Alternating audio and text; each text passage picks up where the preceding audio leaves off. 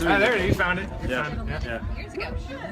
Somebody found another That's a one too. I fucking can't remember meteorite. What? A way to hold it? Remember how this one feels just right?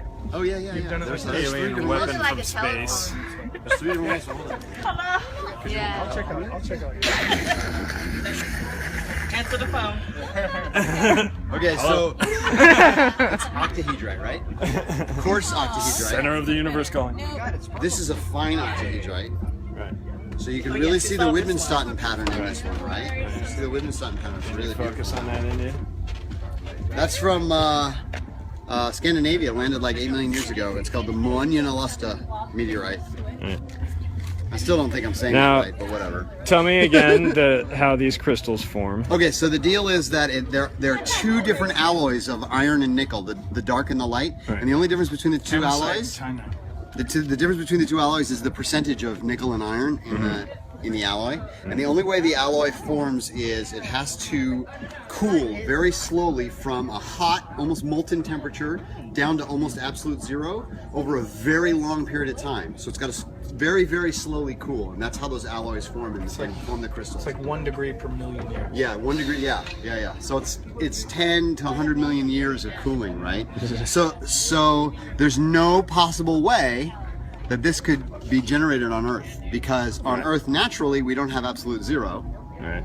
and while we can create absolute zero with technology, we can't create 100 million years of cooling, right? We can't do that. We just can't do it. So And in yeah. 100 And million. and also, well, it's And it's from 10 to 100 million. Right, okay. You know, like Yeah, it's right, a right. range. Okay, gotcha. So yeah. Yeah, those numbers are so hard to wrap your head around. I know, it's insane, right? Oh my god, I've never seen that one. You ever seen that one? That's a meteorite too? Yeah. So what happened is they took one like this and they sliced it with a diamond saw, and then they do an acid wash to bring get out it the perfectly. details. Yeah. Yeah. So to that's bring out not the tool details. marks. No. No, brother. That's Those are crystals like ice crystals. You know when you freeze ice or you get snowflakes, but it's in iron. I want to like make this into like some kind of like boomerang, like magnetic boomerang. Sure, they've been built.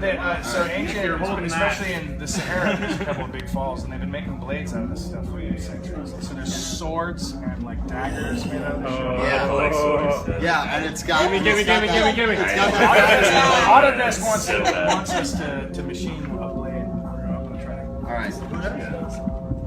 How fucking So rad now is okay, so iron meteorites come. Iron meteorites. Iron meteorites like these come from the cores of meteoroids that are large enough to have their own internal gravity, and all of the iron sinks to the middle, right? Okay. And so then when they crash down into Earth and they break up and stuff, you get iron meteorites from the middle Right. and rocky meteorites from the outside. And the third kind of meteorite is called iron rocky. Right. Really fucking iron stony, really creative, right?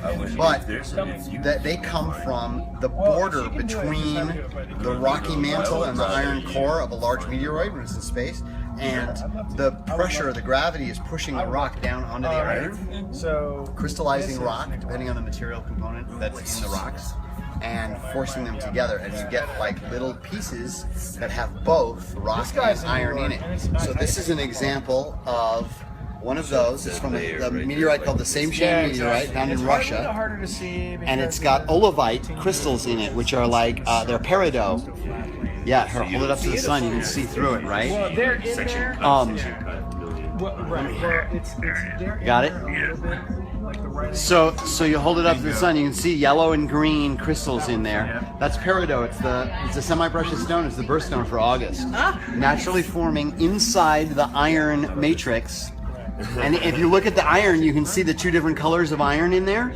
Those are the same Widmanstätten patterns, the crystallized iron alloys that you see in this other slice, right? But because this is cut differently, you don't see the patterns the same way.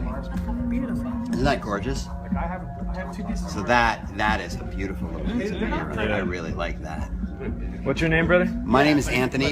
Shade is my playa name. Okay, and you're obviously part of the Black Rock I am Observatory part of the here. Black Rock Observatory, and this is what I do: is I walk around with the meteorites, and I show people and Awesome.